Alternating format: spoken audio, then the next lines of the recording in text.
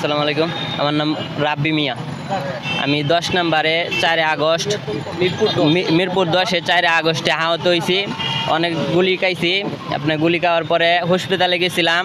এদিনেই স্বাধীন হয়েছিল, কিন্তু এর পরের দিন স্বাধীন হয়েছে, কিন্তু যাওয়ার পরে হসপিটালে কোনো চিকিৎসা পাই নাই। এমনিতে আর্থিক অবস্থায় কোনো আমাদের এত ভালো না, চিকিৎসা করাইতে পারি নাই। আমার সাইড দিয়ে যে এখনও এই সাইড দিয়ে গুলি রয়েছে, তার জন্যই আমি ডাকার উদ্দেশ্য এখন আইছিলাম। মনে করেন আমি কার কাছে যাবো জানি না। শেখ হাসিনা সরকার এই যে তাকালে যে অবস্থা ছিল, হসপিটালে কোনো চিকিৎসা পাই নাই। আমি তার জন্য সাইকেল দিয়ে কিশোরগঞ্জ থেকে সাইকেল দিয়ে এখানে আইছি। যদি কেউ সহযোগিতা করে তার জন্য আমি এই উদ্দেশ্যে এখানে আইছি। আচ্ছা, তুমি সহযোগিতা পাও না, হাসপাতালে চিকিৎসা নিতে পারো না, কী কারণে সেটা বলতে, এই যে আওয়ামী লীগ সরকার কেন যে সার্টিফিকেট দেয় নাই সেটা জানি না।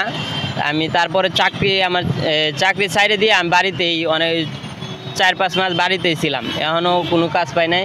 তার জন্য বাড়িতেই আমি এই চিকিৎসার জন্য আইছি। মাথার এখনও বুলেট রয়েছে, তার জন্য আমি ঢাকায় আসলাম।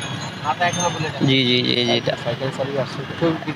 এই যে আমার কাছে ভিডিও আছে। আমি তারাইল থেকে, আমার বাড়ি হলো তারাইল থানা, এইখান থেকে আমি সাইকেল দিয়া আইছি।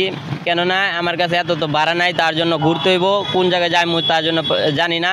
তার জন্য সাইকেল দিয়া ওই বড় ভাইয়ের কাছে জিজ্ঞেস করে আমি ওই যে এই জায়গায় আইছি।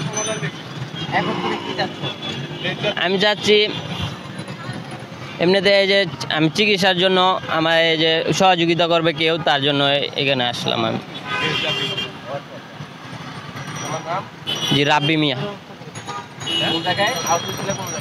মিরপুর 10-এ। জি।